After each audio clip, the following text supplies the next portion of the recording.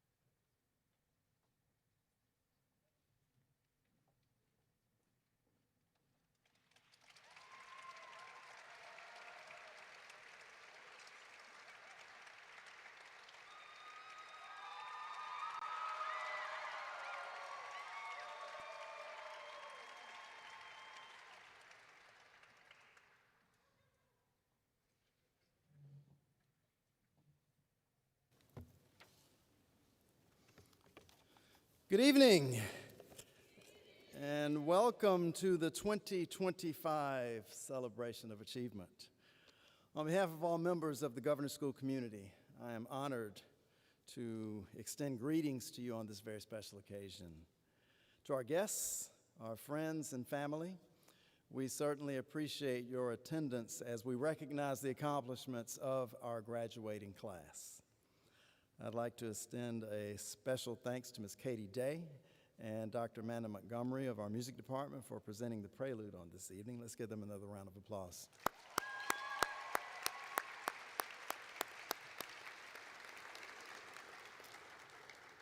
And I'd also like to recognize the members of the campus leadership who are listed on the program and taking part in the presentations. If they would please stand and be recognized. Dr. Jennifer Thomas, Dean and Vice President for Arts and Academics.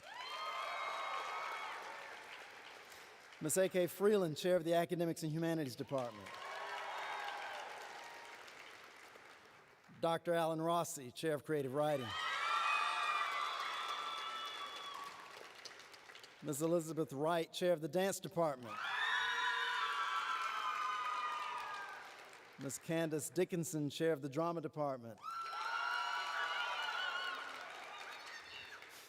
Dr. Lauren Vaughn, Chair of the Music Department.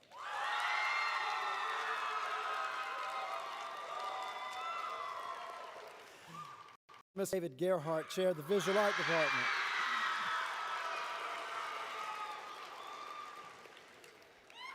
It is with great pleasure that I congratulate our 25th graduating class on their outstanding artistic and academic achievements that are presented in our celebration of achievement tonight.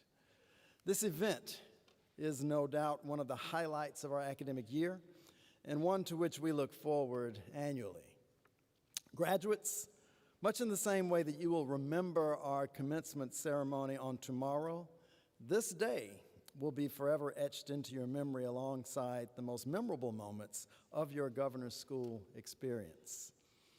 I hope that the pride you feel as you reminisce on these days leads to the further development and strengthening of relationships that you initiated over the course of your years with us at the Governor's School. Over the years and through the collaborative work of a committed group of faculty, staff, mentors, and board members in partnership with families and statewide supporters, I have come to know the Governor's School as a model for public education. It is a place where theory meets practice in the most effective way, and the students seated before you that we have come to honor on this evening are proof that our model works. No doubt we are not perfect, but we are indeed a high-performing artistic and academic enterprise, and by design, very much a representation of some of the greatest young minds in our state who come from many paths to form one unified learning community. We are a small school with a big educational experience, a place where opportunities and challenges come together to transform students and shape lives of those who will ultimately become not only great artists, but the next generation of great leaders of our state and of our nation. As you listen to the comments from the stage on this evening, I know that you will further realize and appreciate the Governor's School experience and the growth that each of these students has gained because of this very unique and transformational opportunity. To any first-time attendees, please know that this event captures the essence of our goals in developing young artists and young leaders. It demonstrates our commitment to and our success in achieving the core of our institutional mission, delivering an intense pre-professional experience in an environment of artistic and academic excellence, where students from across the state of South Carolina enter, excel, and thrive in a residential public school environment. As our graduating class hails from 23 counties from across our state, they are indeed representative of the diversity of the state of South Carolina. To the parents and extended family members who are with us this evening, I thank you for allowing us the opportunity to work with your sons and daughters. You've been the best of partners, as only great families can be, in making the most of the Govey experience for your students. And to the class of 2025, both individually and collectively, you have achieved some of the most impressive accomplishments that a group of young people could have ever imagined. Best wishes and best of luck to you. May you continue to grow in the spirit of the Governor's School for the Arts and Humanities. Congratulations to you all.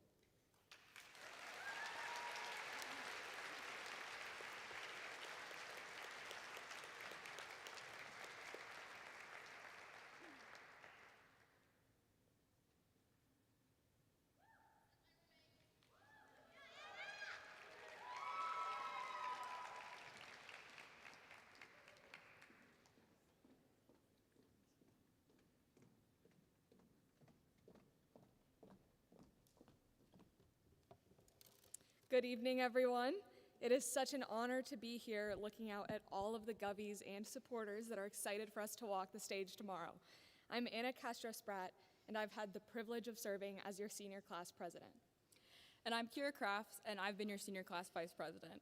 We are so proud to be here representing the class of 2025, arguably the most passionate, creative, and unforgettable group of artists to have walked through this school. Each of us came to this school with a vision, a voice, and a dream. We took a risk, and I think it's safe to say that it paid off, shown through our growth as artists and as young individuals ready to take on the world. Whether through paint, point shoes, poetry, or performance, we've spent a portion of our high school years turning our talent into tools and our school into a real home. We've grown together through every exam, jury, showcase, and fire evacuation. We've cheered each other on and inspired each other's art. Through it all, we've proved that when artists support each other, our community grows stronger. The best part of the Governor's School is not just the art we create, but the artists that we become.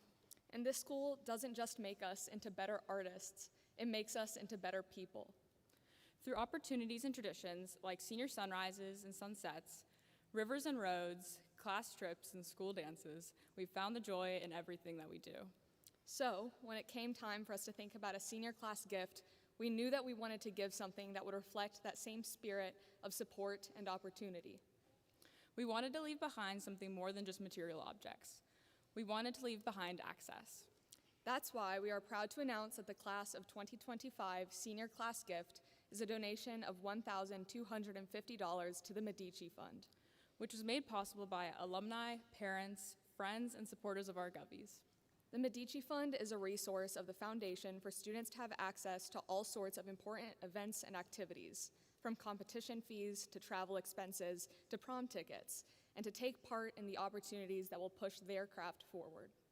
This gift is more than just a number. It's a statement that we believe in the next generation of artists. That every class after us is just as skilled and just as capable as the 25th when given the resources to be. We hope this gift opens doors, builds bridges, and makes tangible differences in the community and the young lives of artists and their supporters, just like the school has made a difference in ours. So, while our time here at the Governor's School may be coming to an end, the friendships and connections we've made here certainly are not. We loved reminiscing in our time at Gov with you, and we can't wait to see all the ways in which you changed the world. You know, we have spent a lot of time this year talking about the way things change. And how our Govey family will live in different states. And we're going to better places. But Gov will always be our home base. To our incredible class, thank you for the perseverance, enthusiasm, passion, and heart that you carry with you in everything you do. Congratulations, class of 2025.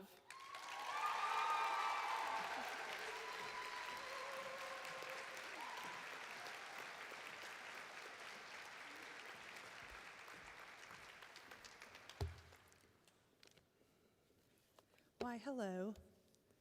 You all look beautiful. This is a lot of fun. First, on behalf of the academic faculty, I want to say hello and well done. And I want to first also say to Scott, thank you. Your commitment has been dogged, consistent, and your reach has been broad. You have modeled through your work ethic, the sharing of your talent, and authenticity, care. It's what makes this place great. We are all rooting for you in your next chapter.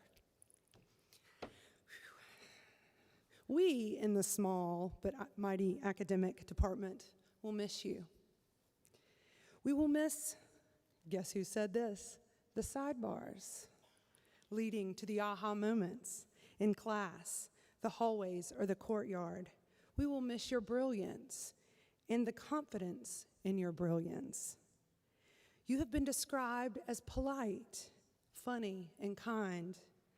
I will miss your questions, your thoughtful to the bone exploration of what does this word mean? What are they saying? You have outgrown this chapter. It does not feel good to keep you here, but it doesn't feel all happy to see you go.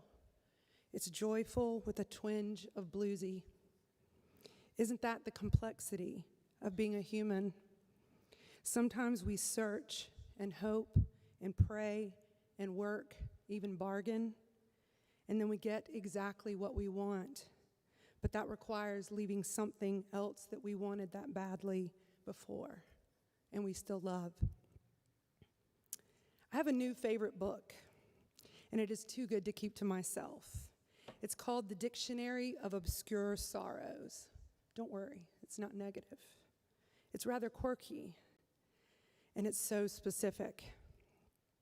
It takes complex experiences or feelings and gives them a new or adapted word. I'll give you an example. Yuri. It's spelled Y-E-O-R-I-E. It's a noun, and it's a certain scent that has the power to sweep you back to childhood, like an acrid funk of bug spray, or the twang of gasoline fumes in summer heat. They aren't negative at all, but what we call sad, perhaps. But the author, John Koenig, I thought of you when I read this explanation. The word sadness originally meant fullness. It's from the same Latin root, satis, that also gives us sated and satisfaction. Not long ago, to be sad meant you were filled to the brim with some intensity of experience. It wasn't a malfunction in the joy machine. It was a state of awareness, setting the focus to infinity and taking it all in. Joy and grief all at one time. When we speak of sadness these days, most of the time what we really mean is despair, which is literally defined as absence of hope. But true sadness is actually the opposite, an exuberant upwelling that reminds you how fleeting and mysterious and open-ended life can be. And if you are lucky enough to feel sad, savor it while it lasts.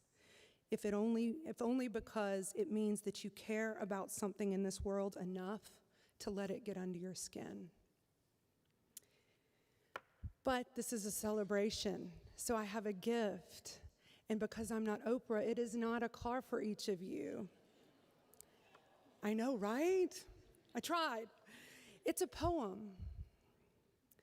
And while this poem uses the forest as a setting, you can imagine whatever setting works for you. It's called Lost by David Wagoner. Stand still. The trees ahead and bushes beside you are not lost.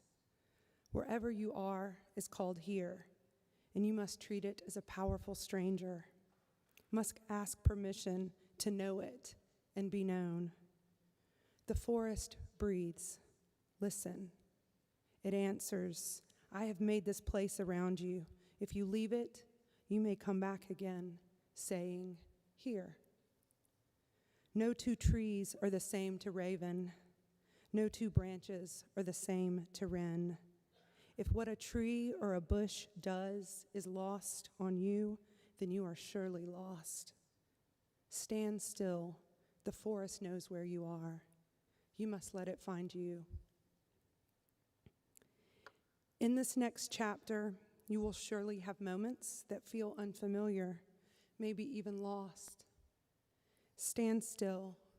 Look around and learn from those for whom it does feel familiar. And then you can always, always imagine being at Gubby, a place you can always return and say, I am here. Thank you.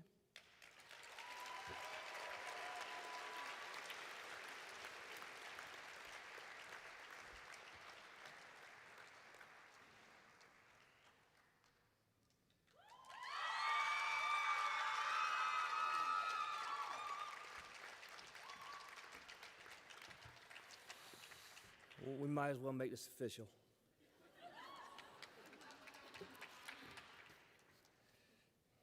All right. Good evening. My name is Scott Gould, and I am not the chair of the Creative Writing Department. That privilege belongs to my colleague, Alan Rossi, and next year will belong to my other colleague, Emily Cinquemani. Now, normally chairs of the departments give these little speeches, but today I've been asked to talk to you about this year's class of creative writers. You see, when you retire at the governor's school, you aren't presented with a gold watch or a big plaque. Rather, you're given the nerve-wracking opportunity to speak in front of a full auditorium of people so they can witness you sob like a little baby. In the literary world, we call that foreshadowing. Stay tuned. Because I was chair of the Creative Writing Department for, I think, 15 years, I've done a few of these speeches. I know the rules. Comment on the class as a whole. Don't mention individuals by name. Do not do push-ups on stage. That's an inside joke for us long-timers. And keep it short. I will abide by all but one of these rules. I have a lot to say about this class, and this is my last shot. First, I should mention that this class is not the reason I'm retiring. Despite all the old man jokes, the bald jokes, and sarcastic, hurtful questions like, so seriously, Scott, you still have a Facebook account? These 15 people are not the reason for me riding off into the proverbial sunset. In fact, this class was the one reason I almost reconsidered retirement. Because you see, this class reminded me of everything that is good and true and lasting about the governor's school. Now, if you look in your printed program, you will see a long, long list of writing achievements by every member of the class. You know why that list is so long? Because they're really, really good writers. And you know why they're really, really good writers? Because they've learned what it takes to be a literary artist. They have apprenticed in the fine art of getting their butts in the chair and doing the work. Because writing is, above all else, work. It is a blue-collar undertaking. It requires discipline and stamina and perseverance and focus. And to a person, these 15 students have painstakingly perfected each of those traits. When they came to the governor's school in the late summer of 2023, they arrived with potential.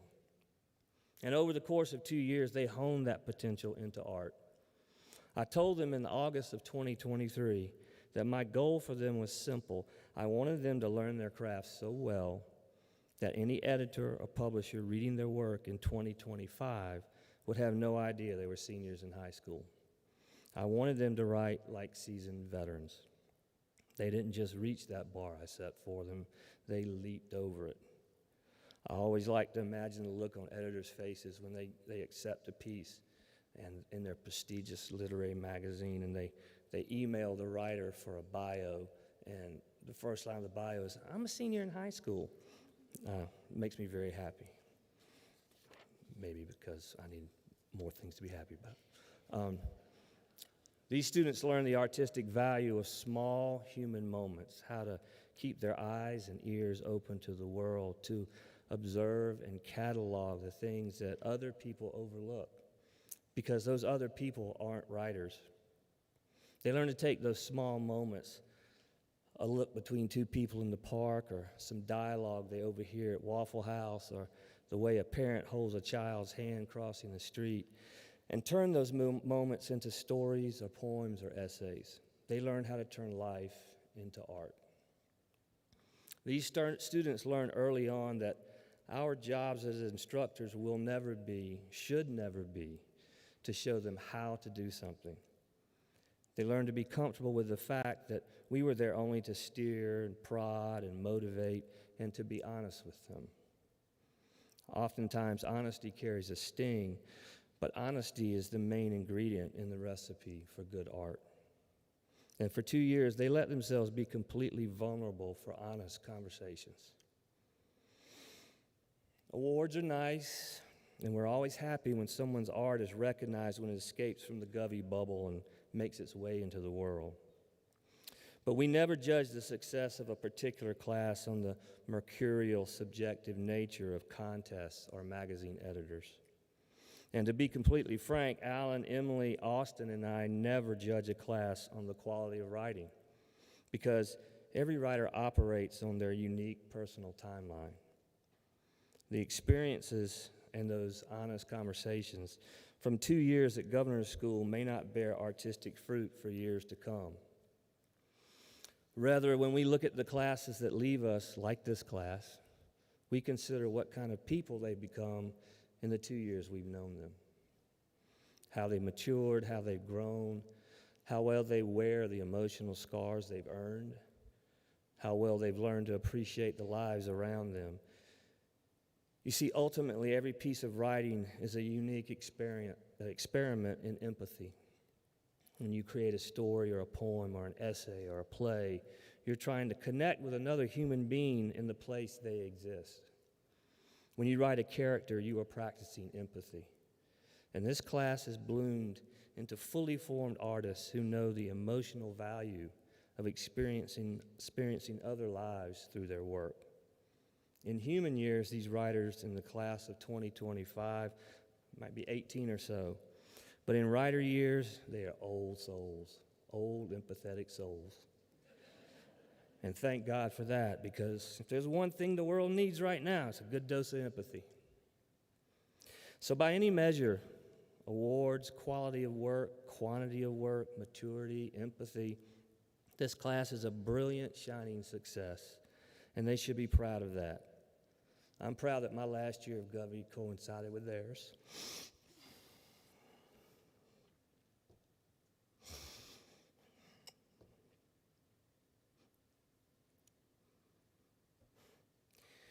We can all go into our next chapters with smiles on our faces, notebooks full of memories. So in closing, I'd like to remind the creative writers of 2025 of a few things that I tended to repeat over the years. Things that might serve them well in the days ahead. First, hope is not a craft element. Never solely rely on hope. Second, when in doubt, simplify. And finally, in the words of that famous late 20th century, early 21st century philosopher Tom Petty, sure as night will follow day, most things you worry about never happen away. So don't waste your time worrying. Spend that time writing. And when you come visit me in the home, when they wheel me out into the sun for some fresh air, bring a copy of Roadkill. We'll laugh at bad writing again. Thank you. Please come forward and get your cords.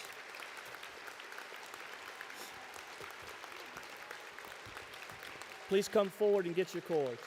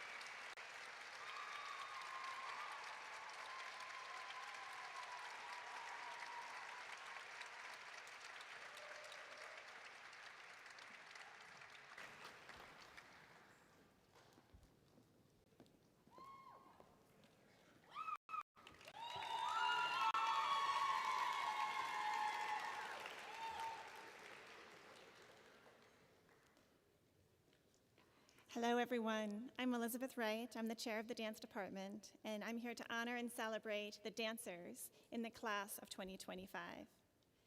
More than any class I've seen, this group exemplifies the theme of many paths, one community, Govey unity. These 12 dancers have come from across the state of South Carolina, from many diverse backgrounds and experiences. They bring a wide range of perspectives and personalities. They are strong-minded, vocal, and opinionated, and I have loved getting to know and nurture those personalities over the last 2 or 3 years. When asked, "How is everyone?" at the beginning of a class, this group will tell you how they're doing and how you're doing today and how we could all be doing it better. And then they will try to make that happen. They are not passive observers in their lives. They are active participants, always driving forward towards the next challenge, working to make the world a better place, one moment at a time.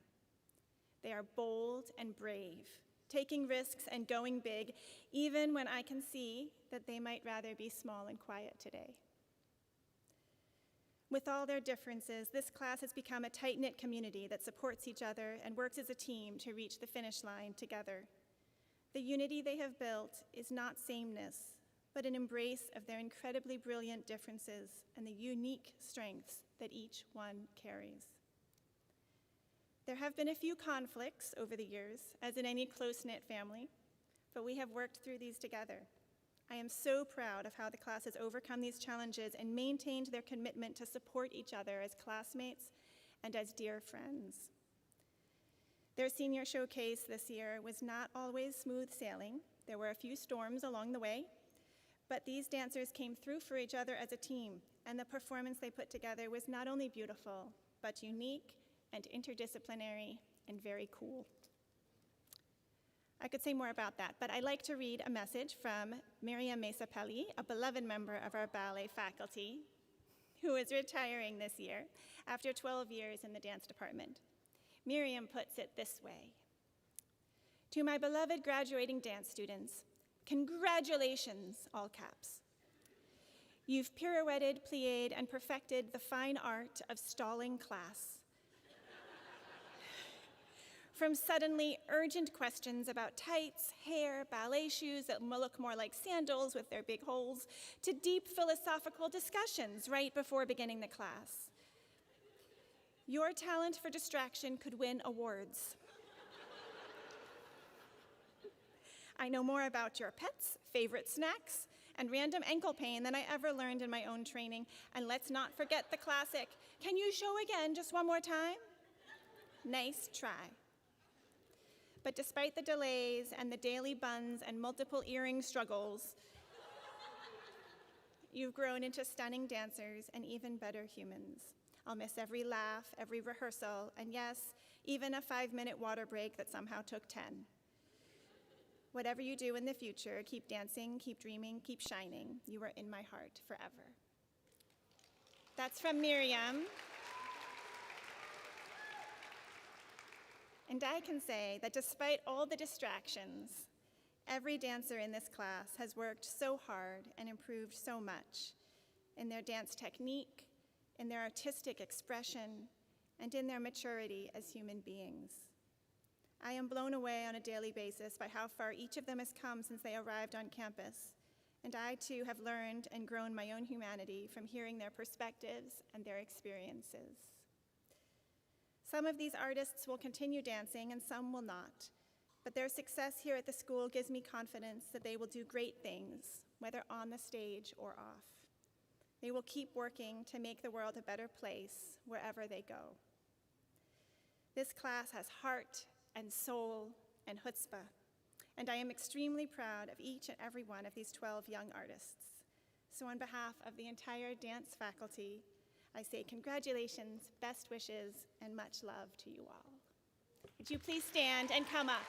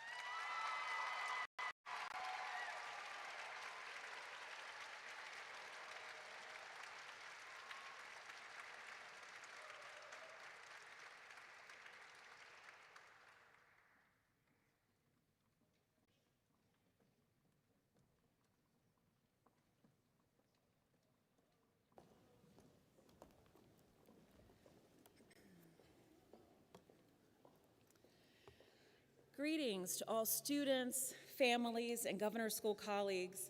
I am Candace Dickinson, Chair of the Drama Department, and I have the privilege of speaking for a few moments about this group of seniors.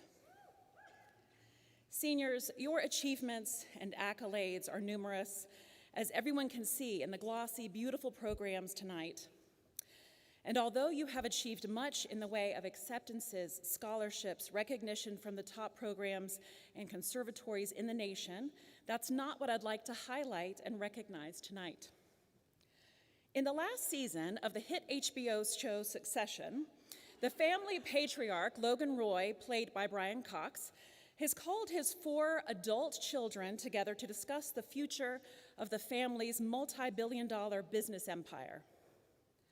The discussion alone sends these adult siblings into a tailspin, each of them grabbing at power by demeaning each other, pointing out each other's flaws, and boasting of their own obvious brilliance, and thus their clear position as successor. Logan looks at his children in silence, speechless, and says simply, and with great shame, "You are not serious people. You, Studio 25, are not like them at all in any way. I tell you that to tell you this. You are incredibly serious people. You are each and every one serious about growth, serious about fun, serious about collaboration, serious about your futures, and I admire you all. Collectively, I've seen you rise to each and every challenge with intellect, positivity, heart, and passion in ways that have left me speechless, much like Logan Roy. Individually, you are as different as people can be, but rather than let differences divide you, you have utilized them to knit you together in a way so strongly connected that the spaces between you are a part of the fabric that defines you. You cheer for one another. You find ways to give one another grace when there is a misunderstanding, a misstep, or grievance. You let things go that have been known to sink ensembles graduating from college programs, and you learn from your mistakes. From junior scenes to Showcase to Make Thick My Blood, the Cabaret, Times Tide, Multifarious, and Cabaret 2.0 at Artisphere. You grew each and every time, never settling, never complacent.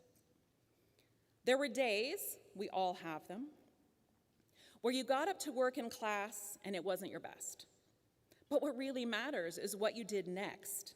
This is the seriousness of which I speak. Last week, for instance, you all got up to take a stab at your assigned fun song for the first time with varying degrees of polish and familiarity with the song. You could have phoned it in. You could have said, this is the last assignment of the semester, but you didn't. You didn't say that because that's not who you are. You instead went to the woodshed and worked with love, joy, and commitment and moxie, and you came 7 days later to perform in a sweltering studio some of the most memorable moments of your time here. You didn't do that work because there was going to be a large audience. There wasn't. You didn't do it because it was for a grade. It was. You did that work because that is who you are, and it is that tenacity and joy-filled seriousness that will guide you in all you do from here on out. The last 2 years, as in life, there have been challenges and many changes. Your ability to meet these challenges, adapt swiftly, and mostly without complaint, has not gone unnoticed. In fact, in some ways, it has become your trademark. You are not easily baffled or knocked off balance. Your steadfastness and steadiness has become something on which I and your amazing drama faculty have come to depend on, as well as admire about you as a group. You have left your mark indelibly on our hearts, on those sweaty studios, on SCGSAH, and on the school. And now it is time for you to leave that mark on the world. Individually, your work speaks for itself. Talent doesn't even come close. You've got that in spades. Your seriousness about the work and about your integrity and character is what the world isn't even ready for, but my, oh my, is it in need of. I wouldn't mess with you. I'm not a great imparter of advice or wisdom, but I will leave you with a few ideas that have sure helped guide me a great deal. Do the next right thing. Whatever challenges you face, you can't possibly know how it will end. So do the next right thing. You have deeply invested in process during your time here, and what you have been taught about process, that is the way forward. Don't focus so much on the end result. There are so many steps before that and so many variables. What you can rely on is that you'll have choices to make. Make the next right one, the one that helps you sleep at night. And after a series of those next right steps, you will make it through, knowing you have leaned on your own wisdom, your own discernment, and your own process. And we will always be here for you, cheering you on and seriously rooting for you. Seniors, Studio 25, please come on stage and receive your cords.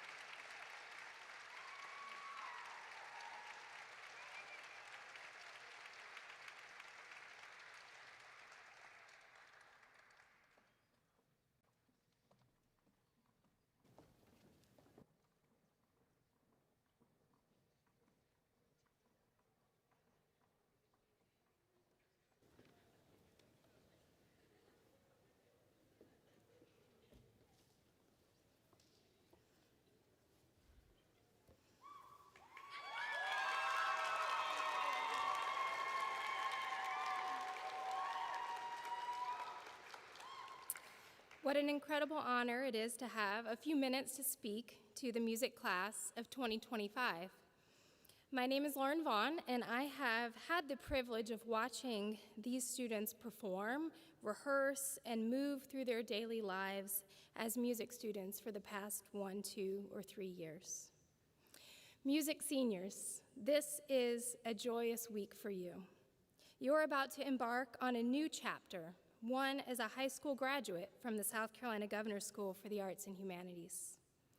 As I know to be true in music, we must pay attention to moments of contrast. Contrast adds meaning and depth to any composition or song. So for a moment, I want to contrast your immense joy with my little bit of sorrow. The next time I walk into the music building, I won't hear your melodies drifting from the practice rooms where you spent countless hours honing your craft. In your absence, the halls will feel quieter, and the spaces are not only empty of your physical presence, but empty of your energy and passion.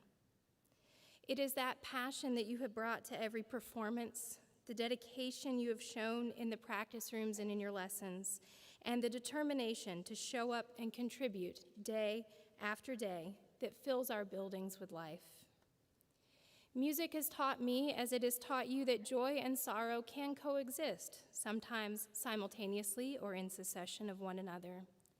Perhaps part of you also feels a mix of emotions on this, your graduation eve. You're not just graduating from a school, you're stepping away from a second home and from friends and teachers who have become like family. I spent weeks thinking about what word or phrase sums up this graduating music class of students. I even asked a few of you and received some very interesting answers that I'm not going to share tonight. But as I have observed you, talked with you, and seen you move through the halls, one word kept rising to the top: ready. You are so ready. Ready for the next steps. Some of you have acted like you've been ready to graduate since the first day you stepped onto our campus, and others have taken a while to adjust to this new environment, make friends, and slowly find your path toward graduation. Whichever best describes your journey towards being ready, tomorrow you will all graduate. And you will do so with heart, conviction, and a desire to make the world a better place. During your time at the Governor's School, you've performed in master classes with nationally and internationally renowned musicians. You've collaborated, created, and yes, struggled within the rehearsal spaces in pursuit of excellence. In those rooms, you've laughed, hugged, maybe even cried a few times. You've earned awards, placed in competitions, participated in honors ensembles, and bravely auditioned for opportunities that didn't always go your way. This year, we welcomed back dozens of music alumni in celebration of our 25th anniversary. These are the people who have stood where you stood and are now out in the world making their own path and finding their way. Tomorrow, you join their ranks as alumni of this distinguished department and institution. As a student at the Governor's School, we, your teachers, have asked a lot of you. Through this challenging and rigorous curriculum, I have seen you accomplish things on the stage you never thought you would accomplish, perform pieces that you had only dreamed about, and learn new skills and gain new knowledge in areas that you didn't even know existed before coming to this school. Through musical study, you've learned one of life's most powerful skills, the art of listening, not just to sound, but to meaning, to others, and to yourself. Each one of you have left your mark, not just on our department, but on one another. And I truly believe you are leaving this school transformed. You are not the same person who walked onto our campus on your very first move-in day. You certainly are not the same musician who performed on your very first student recital or in your first jury. No matter where you go next, music composition, arts admin, pre-law, nursing, broadcasting, music performance, education, or vet school, you are a better person because you lived and studied as an artist. You critiqued, helped, expressed, and shared musical experiences with your faculty and peers. You brought our halls to life with your beauty through sound. Every wrong note taught you something. Every rehearsal and lesson shaped who you are. The real achievement isn't graduating, seniors. It's every moment of your journey that brought you here tonight. What I wish for you tomorrow as you walk across this very stage is to take your complex, beautiful self bravely into the next step. Remember where you've been, let your past experiences give you wisdom, and go boldly into your future. You are not only ready, you are poised to forge your own path. The music faculty will miss you, seniors. I will miss you. But we are oh so proud of how each of you have developed, and we are oh so proud of the legacy that you leave. Please stay in touch and come back to visit when you're ready, and never stop listening for the music and for what it teaches you. It's my distinct honor to present you with your music chords tonight. Please come forward in two groups, first voice and strings, followed by winds, brass, and piano.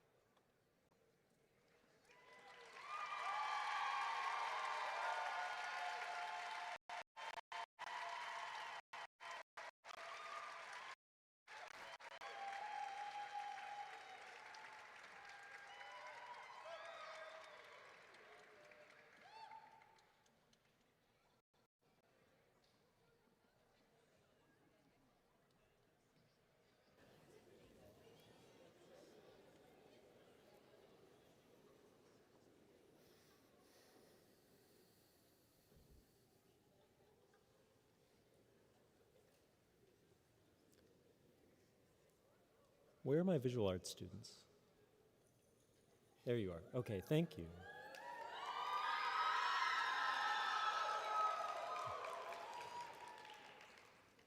I asked AI to write a speech and I decided not to read it because you're better than that and so am I. And you deserve human appreciation, even if it's full of loose ends and whimsical mixed metaphors, rather than the synthesized detritus of the stereotypical outcomes from the internet, which wasn't really all that bad, but I wrote this because I love you. And working with y'all was a real treat. Hey y'all, I'm David Gerhard, chair of the Visual Arts Department. Seniors, it isn't hard to celebrate your achievements. You can look in that pamphlet and see many awards and exhibitions with important institutions supporting you. And those outside verifications of the ingenuity and artistry of this class are important. But I don't think they are the marking achievement of this group of young men and women. Visual arts seniors, I think you have achieved greatness just by being you. Your bravery, openness, joy, and drive are all achievements.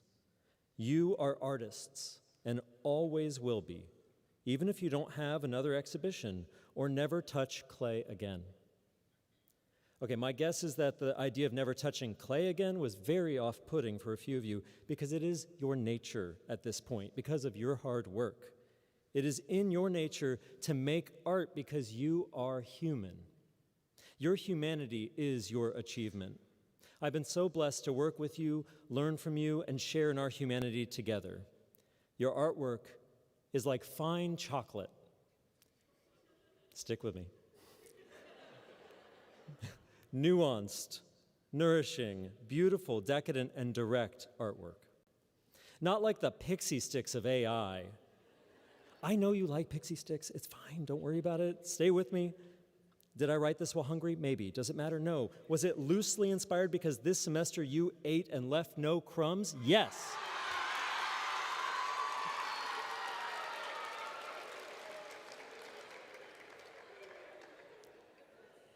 Wear sunscreen. Because you shine so bright, but your chocolate will not melt. Okay, I'm done clowning around. Your achievements are noteworthy. Being human, being an artist, requires the repeated act of intuition, allowing nuance and subtlety to exist amidst clarity of focus. And sometimes that focus is at the forefront of our awareness. Your focus was so clear as you worked to complete your projects, where at times you dreamed big, wall-sized, human-sized, full-length book, playable video game, magnified, poetic, imaginative, cathartic, human works. And other times, you just existed, doing what you could, the best you could, under your unique, challenging circumstances. But you did it because you are you, and you can do hard things, and you can take that with you forever. Your achievements are born from being human. You have learned how to make mistakes. You have learned how to let those mistakes lead you to higher success than you would have received otherwise. That's a lesson that many of us are still learning years after graduation. Welcome to the club. Lean into your mistakes. Let the original gesture lines of your initial observation be present, but then adjust and refine, grow. Life is about growing, not about knowing. You have learned how to gracefully get up again, grow, because you have felt safe in who you are, which takes tremendous bravery in our world. Your growth was so intuitive and easy when we worked together, because we were human together. While this chapter is done, know that you can always lean back on this. Know that you are important because you are you, not a cookie-cutter version of someone else, not artificial, not a pixie stick from some factory, but you are artisanal, refined, nuanced, unique. Your achievements are because you chose to buy into this environment and listen to your teachers and your peers and had joy along the way. This is why it's so bittersweet to see you graduate. But like fine chocolate, let this moment be delicious and share it with those you love. Be intentional with your time together. Be human. Gracefully shift like clouds in the wind. A cloud cannot become the sun, but it can reflect its brightness. You are artists. Reflect the world around you and be uniquely you. We're also going to come up in two groups. I now invite the senior visual arts students who had concentration on Monday.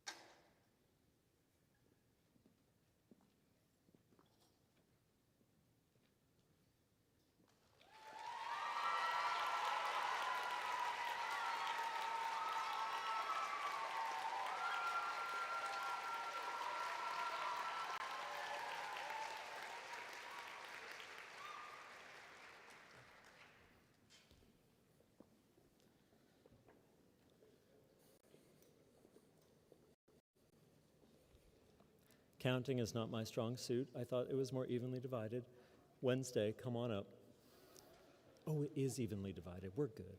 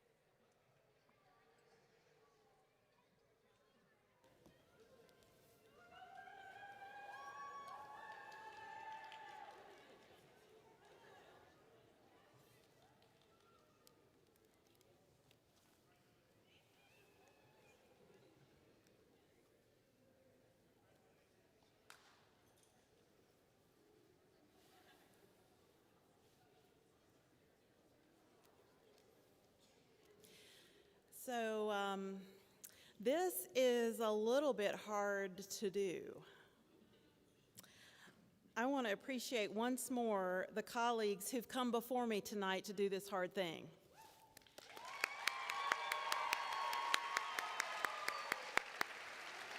And to Scott Gould, wherever he is, whatever puddle he has collapsed into, wherever he is, especially to Scott. The reason that it's hard is because we mean it so much. Like visual artists learned from a drama teacher, we're nervous because we care. So this is not just something to check off the list at the end of the year. We all struggle to find and then say the right words in the right order, to try to capture something that is really impossible to pin down at all, especially in a 3 to 5 minute speech. But I have always hated it when speakers begin with the challenges they had in writing the speech. Right? I have shown up for this speech. You knew it was coming. I am super impatient. Okay, great. You're doing your job, and your job is not the easiest, but it was not a surprise on your schedule, and you're just filling time, so get on with it already, and it's not about you. Give the speech. So this is not one of those speeches. Instead, I want to talk for just 4 minutes about what I've observed in the class of 2025 when they have had to do hard things. These 102 seniors know how to approach a challenge. Sometimes they met a challenge and won big, with victorious, rocky theme music playing behind a montage of creative and inspiring breakthroughs and solutions to problems they didn't even know existed, much less that they could solve. We've seen it all year. And we've especially seen it in these final weeks at the readings, in their AP exams, in their exhibitions, performances, final projects, screenings, I'm not done, installations, publications. Sometimes they did not so much overcome the hard thing as they got through it. That too is an achievement to celebrate. And I don't want to sound too wise or anything like that, but a lot of life is quietly deciding how to get up and keep going. When Hurricane Helene washed out our family weekend and their college fair, there was no soundtrack playing, no montage on how they regrouped in early October and moved forward. It was smaller and it was much quieter. They didn't complain or whine. They showed up and they got down to work. I actually started writing this speech on October 11th, 2024, which is when this senior class had their senior application day. Seniors met in Smith Recital Hall with the Office of School Counseling team, their academic teachers, and admissions reps from half a dozen colleges or so, and they brought their iPads fully charged. And that some of them brought their laptops, and all of them brought an intention. They brought focus. They helped each other. They asked questions. They lined up at the essay help station. They ate all the snacks, of course. And here they are. And there they go.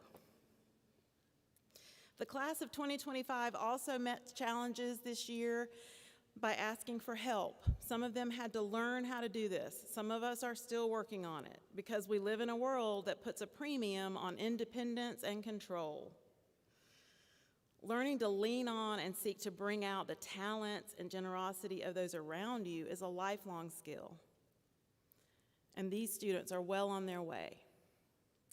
Brene Brown makes the distinction between being a knower, I got this, and being a learner. I wonder. A knower says, I'm right, I'm an authority, I'm an expert, this is how it is. A learner is curious. Tell me more about that. That is so interesting. Why is it like that? These seniors are learners. And again, with a very light touch on the advice mode, I really encourage you all to stay that way. It's more vulnerable to be a learner, and it's tempting to armor up with the certainty, even when it's false, of the knower. Keep asking questions and listening for answers. To the extent that you have control over it, surround yourself with other people who are looking to learn with you and not to prove you wrong at every turn. What else have I seen you do when you're in a challenging time? You dance hard, sweat flying. You kind of jump dance, which is beautiful. You scream lyrics. I wouldn't call it singing. I've also seen you in prayer or meditation. I've seen you huddled up and over a table in the courtyard and in the cafeteria. I've seen you hold each other up. I've seen you crack each other up. As someone else has said tonight, this class is serious without taking itself too seriously. I've seen you cry. Go on ahead. It is the sister of laughter. It is chemically healthy for our minds and bodies, so let it rip. I've seen you call home. I want you to keep that up. Parents, good job. College and career departures will be easier for us, hopefully. I've seen you reach out to one of the 100+ caring adults on the campus at the Governor's School, many of whom are in the hall tonight. This might have been your RLC who checked you in and inspected your room and minded your business. It might have been Al or Daisy or Alva or Tammy or Robert or Josh in public safety. They had an eye on you and a heart full for you. Did you ever take Miss Priscilla in facilities a Hershey bar? Some of you did. I know you saw helpers in the Office of School Counseling on a regular basis, and I hardly see Miss Tiffany at school because she's so busy taking care of you. So it's been good to see you in all the places and finding your people and reaching out. All of them, all of us will really miss you.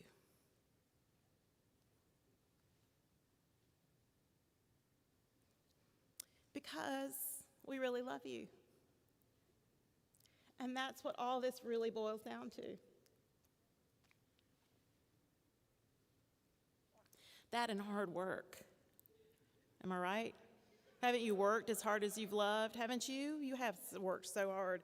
And when you work as hard as you have to do something bigger and better than it has to be,